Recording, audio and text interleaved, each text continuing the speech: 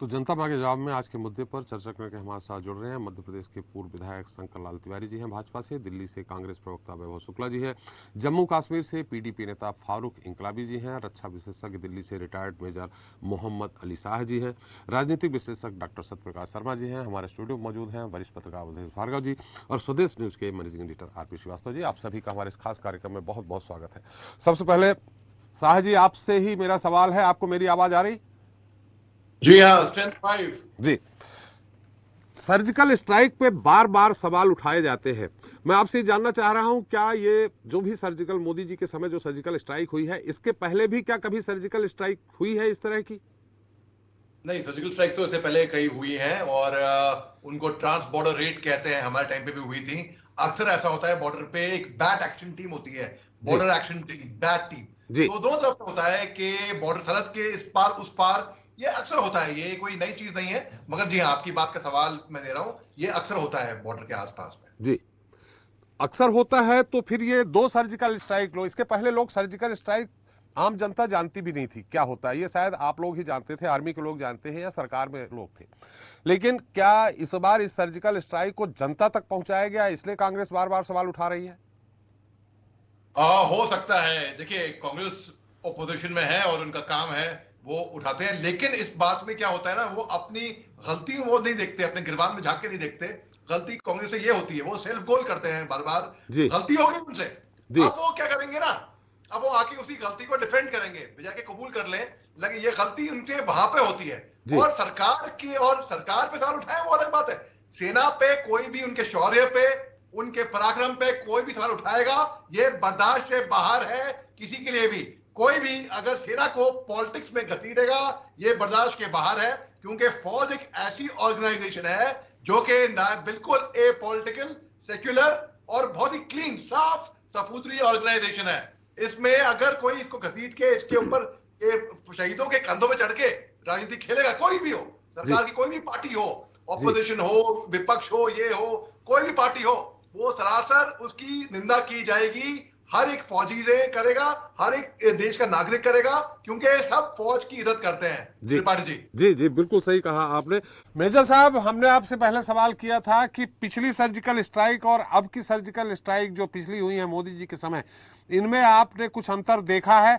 दूसरा, जिस तरह की बात उठाई जा रही है कि सीआरपीएफ के अधिकारियों द्वारा ये कहा गया था कि एयर मूवमेंट हो, न कि वो सड़क मार्ग से न जाएं जवानों का, फिर भी सरकार के द्वारा मान नहीं हुआ, सड़क मार्ग से हो गए, जिसके कारण पुलवामा की इतनी बड़ी घटना हुई।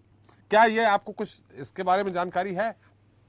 जी त्रिपाठी जी, आपका बड़ा अच्छा सवाल है। देखिए, आपके मैं दो भाग का जो प्रश्न है वो दो भागों में जवाब देता हूँ। पहला भाग, क्या पिछले बार जो पहली सर्जिकल स्ट्राइक हुई थी, मेरे टाइम पे भी ट्रांस बॉर्डर रेड को कहते हैं, हमारे टाइम पे भी हुई थी। मेरे फादर ने सेना में नौकरी में सर्विस करी, वो डेप्यूटी चीफ के ओहदे से रिटायर हुए हैं, उनके टाइम पे भी सर्जिकल स्ट्राइक्स हुई थे। केवल नाम का फर्क है, उसको कहते थे ट्रांस बॉर्डर रेड, ये था नाम। अब उसका नाम हो गया सर्जिकल स्ट्राइक। बस फर्क मेरे को केवल यही लगा और कोई फर्क नहीं है जी। दूसरी बात, आपने पूछा कि डीवीएस साहब ने बोला कि सीआरपीएफ लोग के जवानों ने मांग की थी कि उनको बाय एयर भेजा जाए। पहली बात तो इसका कोई सबूत है नहीं जी। अगर मैं कह रहा हूं, अगर उन्होंने कहा भी होता, तो मैं आपको बताऊं, एक सुविधा है, फौजियों को बाय एयर भेजा जाता है और भेजते भी है, by courier, by IL-76, by air force के जहाज से अक्सर जाते हैं, अक्सर मुश्किल टेरेन में। लेकिन इसका मतलब ये नहीं है कि हर बार हम उम्मीद करेंगे कि हम बाय एयर ही जाएंगे।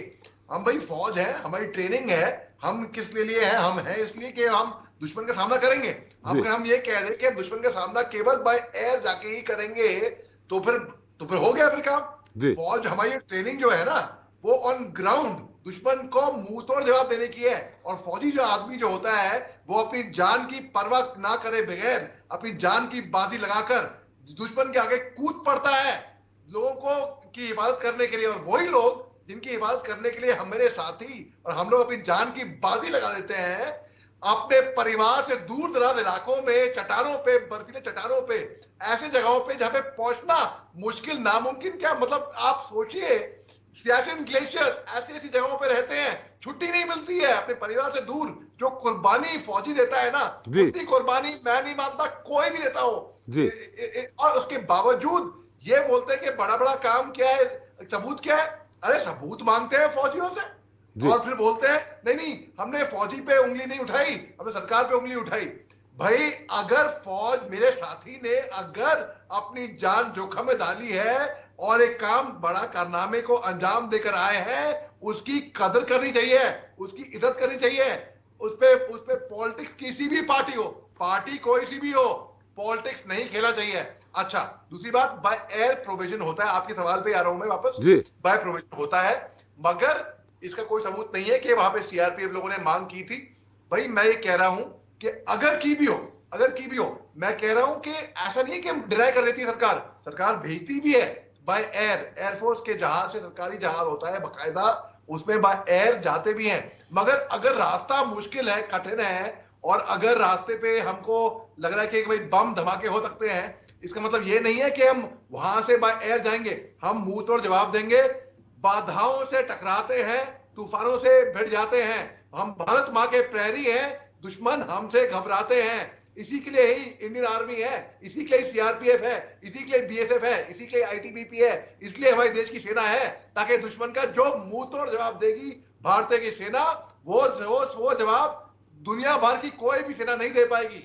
जी बिल्कुल सही कहा आपने। एक बार तिवारी जी सुन लीजिए क्या कह रहे हैं हमारे रक्षा विशेषज्ञ। सर्जिकल स्ट्राइक को पहले क्या नाम दिया जाता था, अब उसका नाम सर्जिकल स्ट्राइक हो गया। एक बार फिर अली साहब आपसे जानना चाहेंगे, पहला क्या नाम बताया आपने? ट्रांस बॉर्डर रेड, यानी कि आप दुश्मन की सरहद पार करके वहीं पे दुश्मन के छक्के छुड़ा के वापस आ जाओ आप। Trans border red, Tiwari ji trans border red, उसी को सर्जिकल स्ट्राइक यानी कई बार हो चुकी है। बहुत बहुत धन्यवाद तिवारी जी आपका, शुक्ला जी आपका, फारूक इंकलाबी जी आपका, मोहम्मद अली शाह जी आपका, सत्यप्रकाश जी आपका, भार्गव जी आपका और श्रीवास्तव जी आपका हमारे साथ चर्चा में शरीक होने के लिए और अपना मूल्य समय देने के लिए।